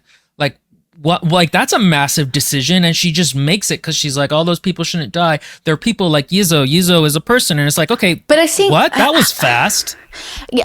To be fair, though, in a way, I think her writing encompasses the negligence of that immature thought process. Like, yeah, that's really fucking immature to think about. And yeah, that's what she does. She just takes the bomb and blows herself up or whatever that was originally supposed to kill all of Earth. And that's the one thing that changes. But I don't know. I think the author did a fairly decent job at juggling the multifaceted nature of that, like, without making the whole book about it and making it like a trilogy. Like, I feel like time-wise, she did a fairly decent, like, if this were, so the way I'm looking at it is as if it were a video game, honestly. This hit me like video Bioshock game Infinite? vibes so many times. What'd you say? Bioshock Infinite? I mean, I guess. That's not what reminded me of it, but I was actually thinking, like, literally, I was thinking, oh shit, I just mentioned it before. What's it called? Mass Effect? Mass Effect doesn't have multiverse, does it? No. Of course not. But it gave me those vibes with the, like, her own world stuff. But the point is that I think she did a passable job, and in some places a very decent job at surmising things. Did she linger on it? Absolutely not. Did she focus on it and hone it and make it good? No, she didn't. It's not believable. It's not believable that she would all of a sudden be like, and again, the thing about it is, it's not in her thoughts that she's like, but wow, I don't know what we're supposed to do, but that wasn't the right thing. And then she makes the selfish choice that she just wants her brother alive and the Terran Empire ascendant. Like, it's just not, she's such a blank I think she could have slate done of a better character. job. Maybe, yes. But I don't think I just feel like what she attempted was so massive that what she did accomplish was a godsend of a accomplishment. Like, what she attempted was massive, William. Like, Yes, because guys, it doesn't stop there. This isn't charity. We aren't like, okay, good job, child. No, but I am here to say what she did do well. I mean, I'm agreeing with you on those other things. I think the thing is that whether something worked for you or not does not make it good or not. And the thing about it is that this Fair book enough. doesn't Work for you. It's going to work for certain children. Like, again, but though this one, a Hugo, and it's kind of up its own butt because it really thinks it's saying something about fascism. So, for example, this multiverse thing could be a perfect opportunity to go, oh, things, I have this limited worldview, and now I see all these possibilities for how things could have been. See, that's not what I thought her goal was, though. See, by changing this one thing. I think you're not you're not wrong in saying that it does cheapen other messages, but I don't think that was what she wanted from this. But I don't know. I'm not fucking her. But the point is, what she wanted from this was like girl power, wokeness. That's not what I got from this exactly. Anyway, so the multiverse thing, part of the problem with the multiverse twist is that it's only one world she goes to and finds this stuff out about. It would have been cooler if like there had been a sequence where she was walking between multiple realities and saw them all at once, and one where Joel was a hero and one where he wasn't, and one where the empire crumbled by itself and one where it became smarter. It's too much for this author. This goes back to my idea that the author isn't good. You can't blame someone for experimenting. Yes, I can. This is not a charity. I spent my time listening to this. I did pay $30. I did commit 20 hours and almost, I think it was $35 to the audiobook.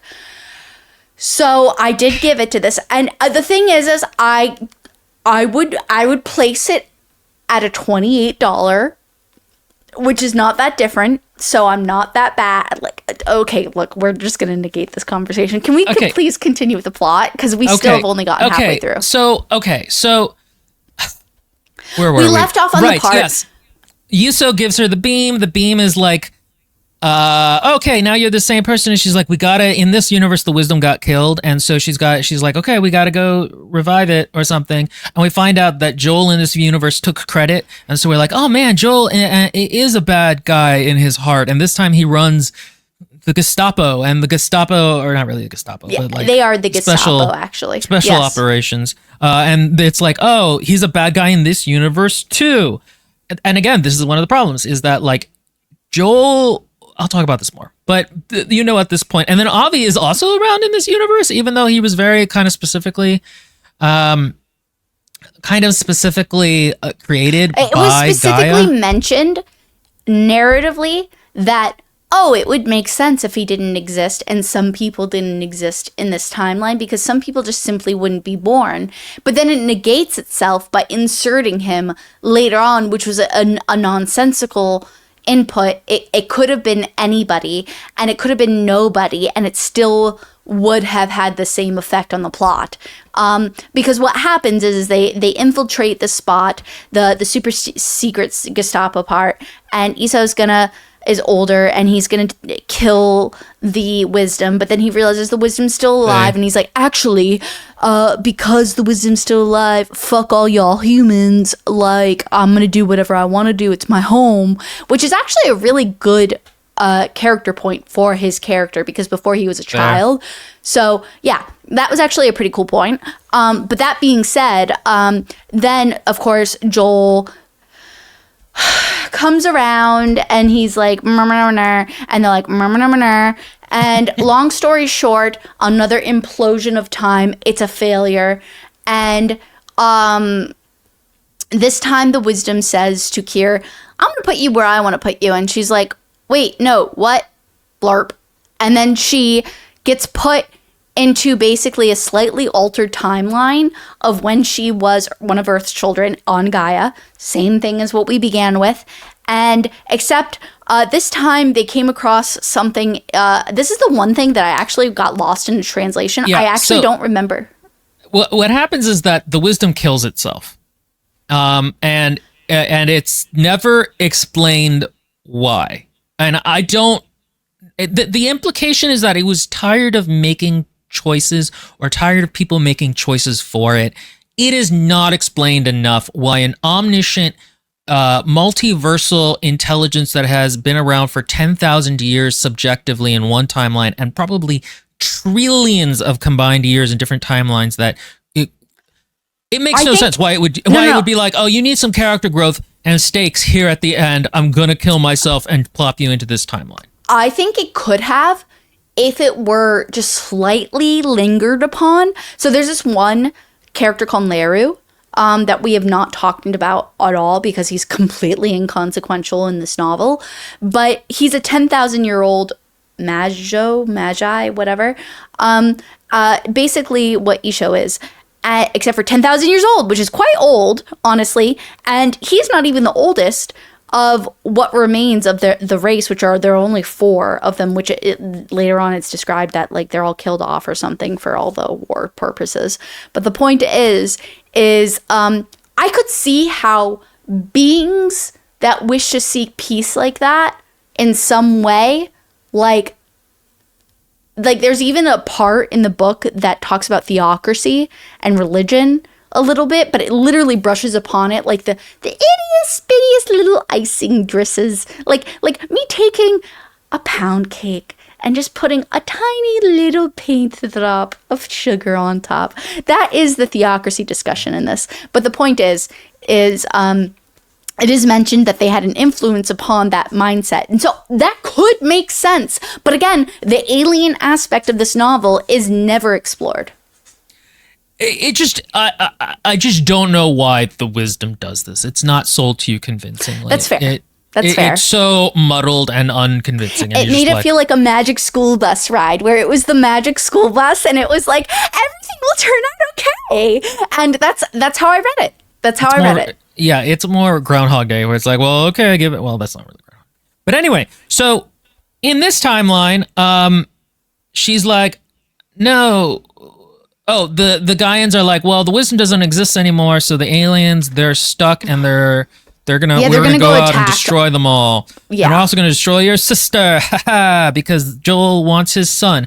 And this part of the novel is where we figure out that Joel is not just like kind of a bad dude. He is a very bad dude. And the problem with this is, like I said, this was not set up in the first third. So we are learning all of this information in the last third, and it feels like a retcon and it feels like character assassination, because we find out that Joel, again, essayed her sister and had a child on her. We find out that that's also what he has planned for her. He's a groomer. We also find out that this is a cult of personality where he has been the one driving all of these things.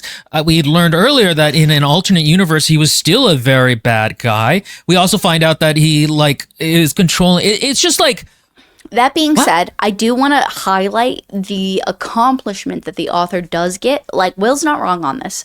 But that being said, in a weird way, the community that she interacts with is the proxy of him and is the influence upon her of his abuse. And so in a weird way, it does successfully... No. I think this is quite a unique take.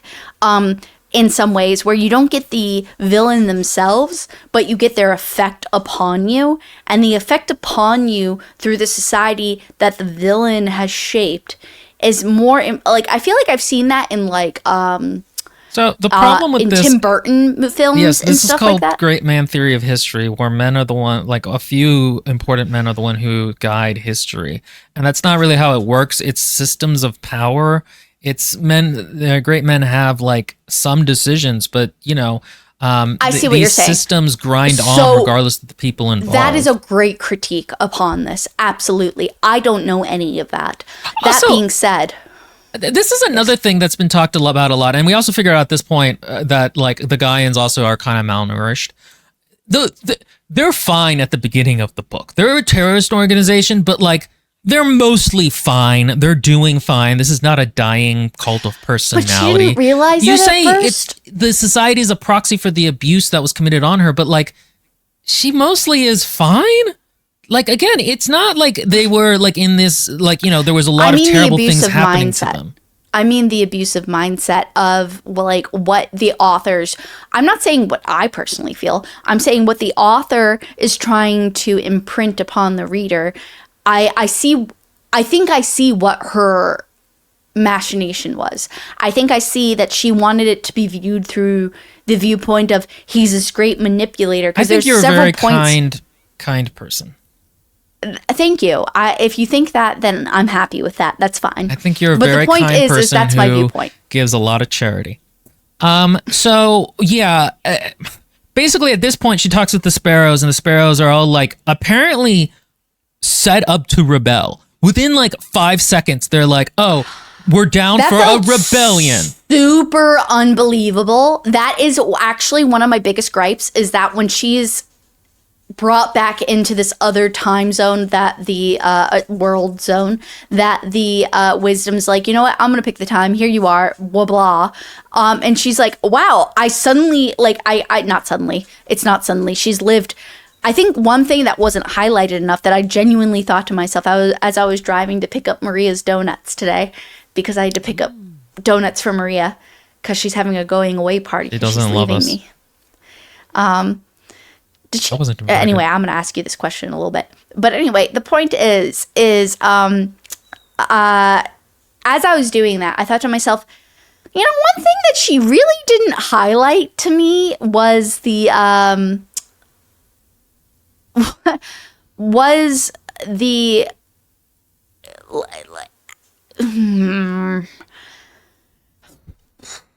I'm having a hard time. She's having gastrointestinal difficulties, guys. That's what those faces are. I'm having like a come to terms self, because I'm like arguing with myself, because I'm arguing with myself that Kier, through her limited third person perspective, isn't seeing things at the beginning that she does see at the end with the abuse. So one could argue at the beginning of the story, maybe if she did say "Vive la Revolution," and that was awful. But the point is that that all her sparrows wouldn't have been like "Viva," and then like gone off with her. We don't know that. And maybe you could say that's a good tool, because we're limited to her very like blinders view, which is literally brought up in the book at one point, versus the ending timeline, which she brings it up and they're all like, yeah, we hate our station in life, please. But my question really becomes this: why is she the only one who actually believed in this fucking cult? Yes. Why is everybody seemingly aware except for her? That annoys me. They were just waiting for the main character. And that's, again, one of the reasons this is not really a believable cult, or that they would do something as gross as Nurseries, is like, nobody believed this but you dumbass. And you only believed it because you were dumb. And again, that's why it feels very retconned. And there's this whole thing about how like she likes the sparrows. She thinks of them as hers and they're her sisters. And it's like, okay, if this is a part that feels... It sold it to me from her perspective, but not from their perspective, and why they ended up siding with... I mean, again, when you... so the way I'm thinking it is this. I grew up with my younger sister, who was 7 years my junior, and was abusive to me. And she used to punch me. She literally broke my nose. And she peed on my bed. And she did a whole bunch of really weird-ass shit that was awful. And yet, I still see her as my sister in arms in some way. In the abuse we both... Like, she didn't get the same abuse I did. I got way worse. Oh, my God. But at the very least, I was older and could be like, oh, this is abuse. She didn't know it was abuse. And she just thought that was the norm. And she was just like, oh, yeah, no, that's normal. Like, that's just life. And in some ways, I pitied her. Because I was like, even though you were treated nicer than I was, and you literally physically abused me, you thought that this was the norm.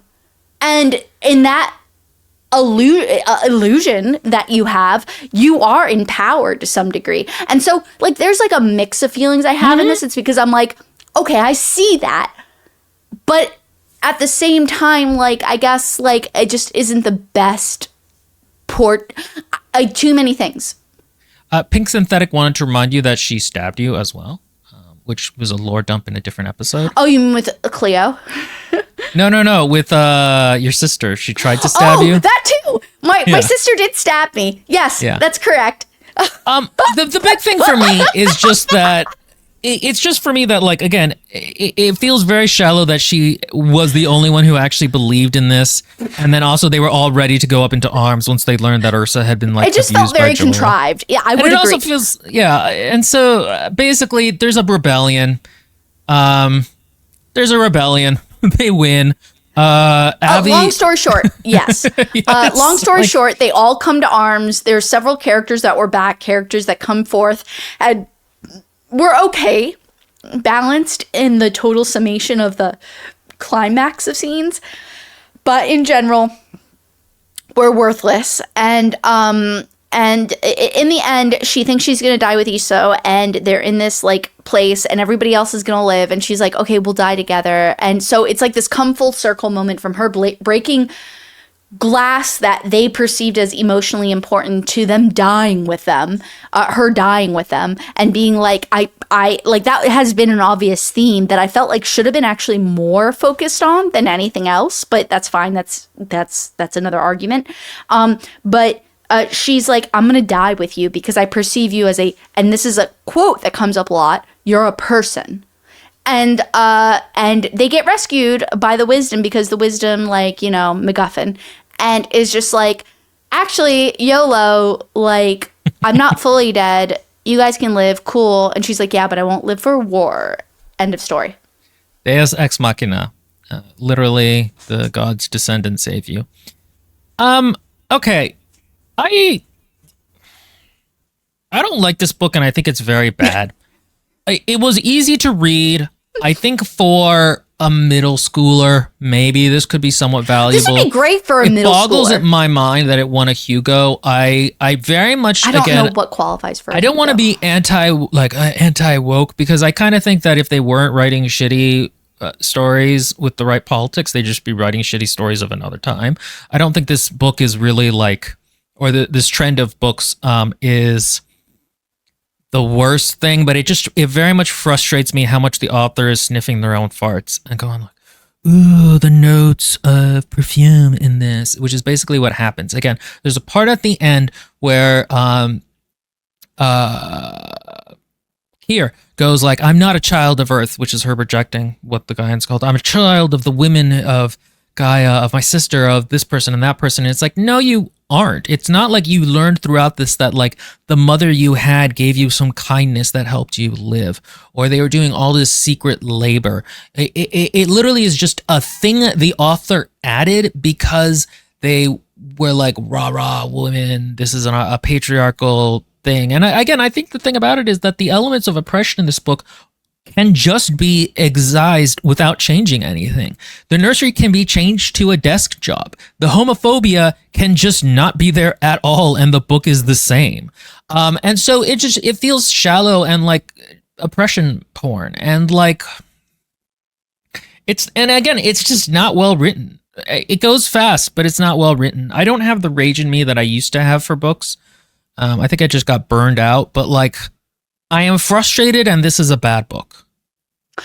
I would say... I didn't even mention, by the way, a good example, because I've been trying to mention this the whole time and kept forgetting. A good example of how fascist thought could have been used is at one point, her nephew tells her that like one of the Earth plants are invasive, and that's not great. She should have had a thought where she was like, fuck yeah, humanity. Our natural biological toughness is better saved. than the simple... Well, and also the simple stoicism defeats the alien decadency. Isn't this a lesson? Because that's a very fascist thought, and she doesn't have that. And that is an example of how this book is uninterested in creating a fascist culture, and because of that, there is a cascade effect of weakness. I think that could be a weakness in a single part of the book that could have been strengthened by your improvement, that could have overall strengthened the total book.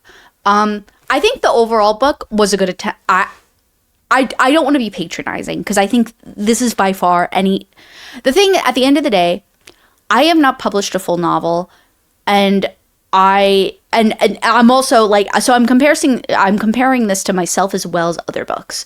So I'm comparing my capability to, in general, others' capabilities. Is it as good as others' capabilities? Absolutely not. Like, there are definitely many other stories that, oh God, my camera's doing that thing. I've noticed it a while ago where it's like white balancing my white pasty face. Mm-hmm. It's a racist camera. We've talked about this, reverse racism. Oh God, there it goes again. Anyway, the point is I think overall I would keep my score. I would give this, maybe I would degrade it by 1 point and not give it a 7 out of 10. But I specifically would give that to a certain population of people. I would not give that same degree of feedback for example, for our audience, I would give it a 4. For the general audience, I would give it probably a 6 or 7. But the reason why I say that is because it's very competently written, like narratively wise. Like, I mean, there wasn't a moment where somebody sat on somebody's face and was like, "How do I taste?" and stuff like that. Okay, you know? well, that's just your standards having been lowered by romantasy. Perhaps that is the truth. But I'm also reading things like, for example, heavy shit like Michel de Montesquieu's essays on man. And so, like, I'm reading that stuff and I'm like, wow, this is too heavy. Like, this is like elucidating to the philosophy How would you compare of the this human condition. to Children of Time?